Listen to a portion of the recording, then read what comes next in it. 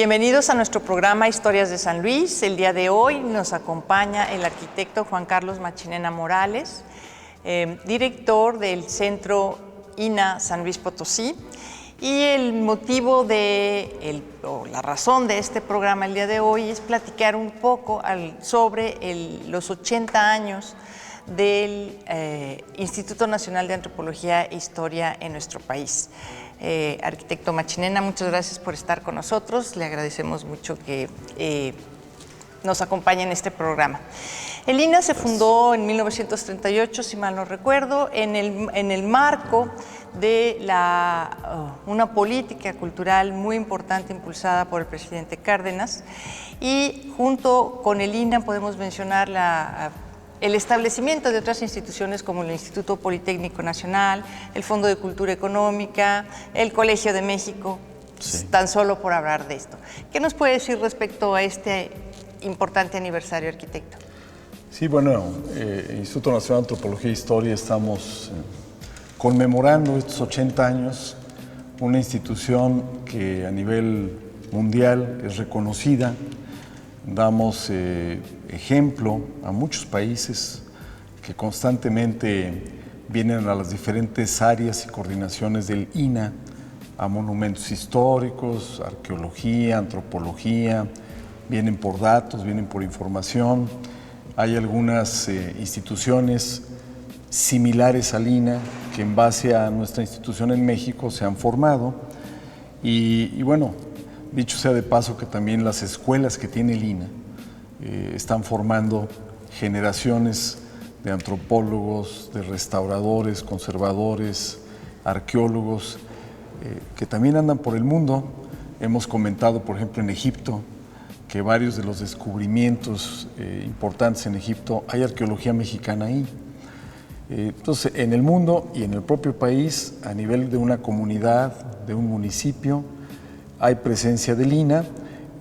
Los ciudadanos vemos que están muy en contacto con nosotros como institución, hay confianza, a pesar de que seamos una institución de gobierno, pero por lo que significa el INA, da esa confianza a la ciudadanía. No, eso es extraordinario, qué bueno. Y a ver, arquitecto, el concepto de conservación me parece que ha evolucionado mucho en los últimos años.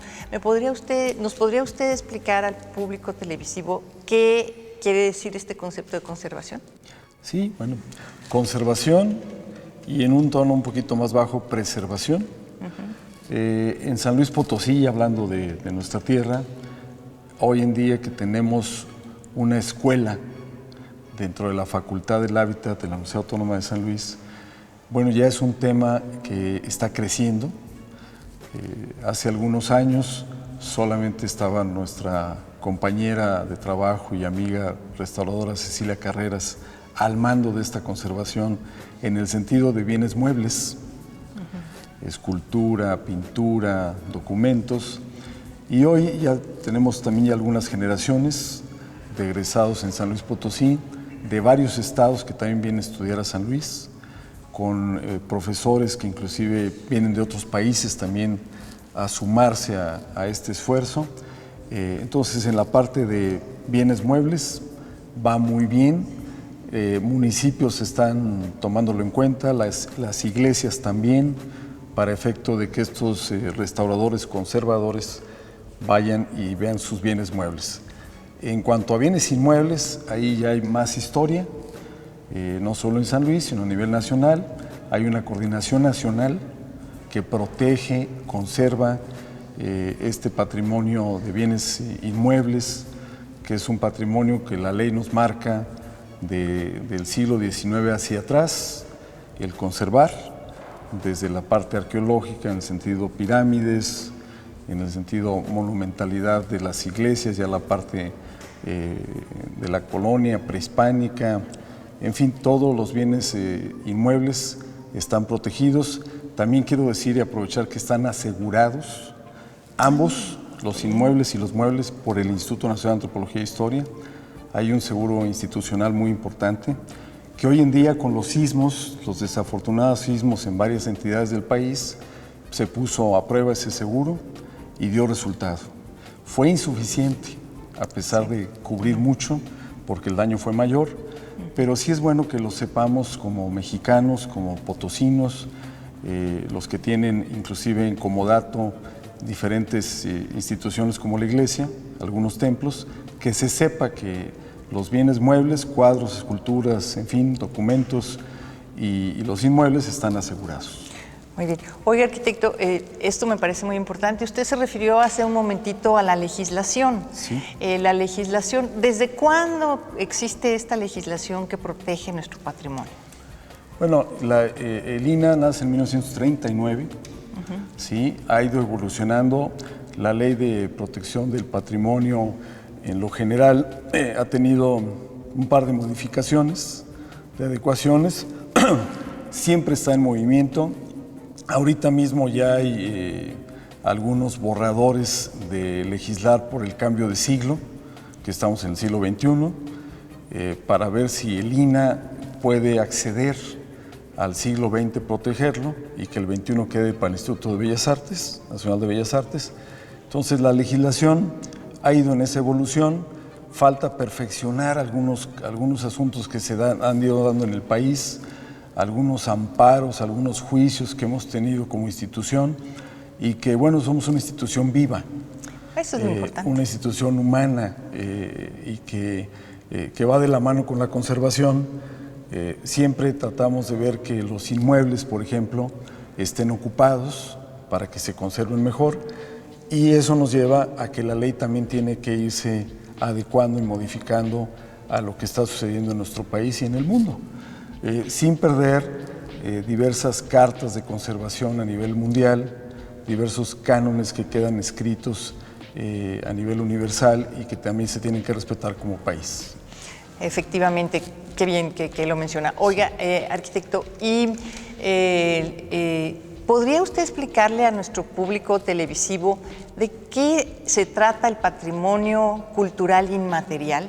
Porque muchas veces, bueno, oímos hablar de patrimonio cultural y la idea puede ser vaga, pero muchas veces nos mencionan patrimonio cultural inmaterial y entonces sí, la cara de interrogación de muchas personas es sorprendente. Entonces, si nos pudiera explicar, por favor. Cómo no, muy importante tu pregunta, Isabel, porque efectivamente hay confusión. Lo inmaterial, antes decíamos, manejaban mucho los términos tangible e intangible, pero es más claro cuando habla uno de lo material y lo inmaterial. Refiriéndonos a lo inmaterial, bueno, estamos hablando de toda la parte antropológica, los usos, los costumbres de los pueblos, los bailables, la comida, que también ahora ya la comida mexicana en la parte prehispánica ya es patrimonio universal, patrimonio de la humanidad. Todos estas, que México es riquísimo por el mosaico multicultural que tenemos, las diferentes etnias de nuestro origen, tenemos una riqueza enorme de esos usos y costumbres, para que quede claro, esos bailables, esas formas de adorar una deidad, o esa unión con la religión católica en algunos pueblos, de la prehispánica con la católica. Todo eso es el patrimonio inmaterial, que también compete al Instituto Nacional de Antropología e Historia, preservarlo, conservarlo y difundirlo. Qué bueno que estamos ahorita en este punto de difusión. Claro. No, y a ver, mencionó usted usos y costumbres. Sí. Usos y costumbres de los pueblos originarios pueden ser muy amplios. Por ejemplo, en materia de justicia, ¿ustedes preservan también usos y costumbres de los pueblos originarios en materia de justicia? Así es, tenemos ejemplos muy claros en el estado de Chiapas y en el estado de San Luis Potosí. Refiriéndonos a San Luis Potosí, no olvidemos que ahora a finales de los años 90, principio del 2000, se autorizó una ley indígena, de carácter de protección indígena, en San Luis Potosí, que fue la primera de avanzada en el país, y que esta ley contempló precisamente la protección de usos y costumbres de varios pueblos y etnias indígenas en el estado, que tenemos más de 300,000 indígenas en cálculo, sobre todo en la zona huasteca y parte de la zona media. Ahí el INAH intervino. El INA, en ese caso, el investigador Wolfi Cotton, que también ha estado metido en el buen sentido en todos los temas legales, y él, originario de Oaxaca, tiene muy claro esa protección del uso de los usos y costumbres de los pueblos indígenas, y en esta ley en específico de San Luis estuvo muy involucrado y quedó así. Entonces la intervención del INA también va en la parte de investigación, eso me lleva a hablar de eso. Cuando se vienen este tipo de reformas legales o ideas de algún pueblo de acomodar algún asunto antropológico, los investigadores del INA es cuando se meten a fondo, se hacen documentación, a veces inclusive también haciendo equipo interdisciplinario con otras profesiones y con otros investigadores a nivel mundial, o con otras instituciones como el Colegio de San Luis, como la Universidad Autónoma de San Luis en el caso de aquí, o el Colegio de México a nivel nacional, el Colegio de la Frontera Norte, que también hay muchos documentos de investigadores INA con otros investigadores de instituciones, y nos lleva, ya regresando al punto inicial, por ejemplo, a esa protección de usos y costumbres de un pueblo indígena.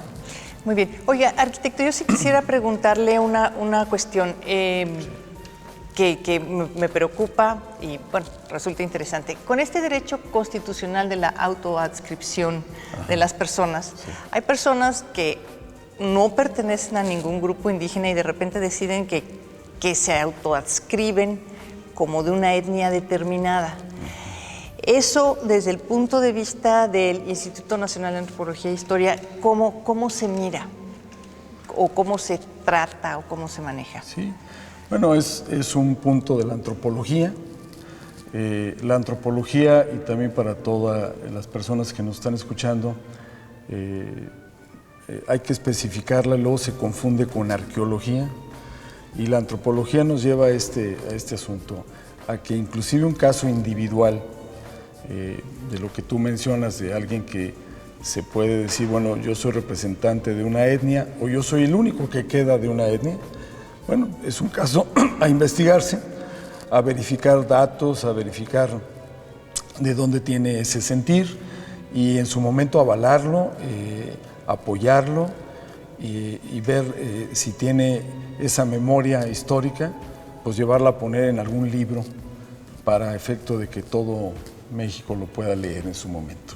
Que también el INA tiene publicaciones claro, a nivel nacional. Vamos a una pausa y regresamos. Claro.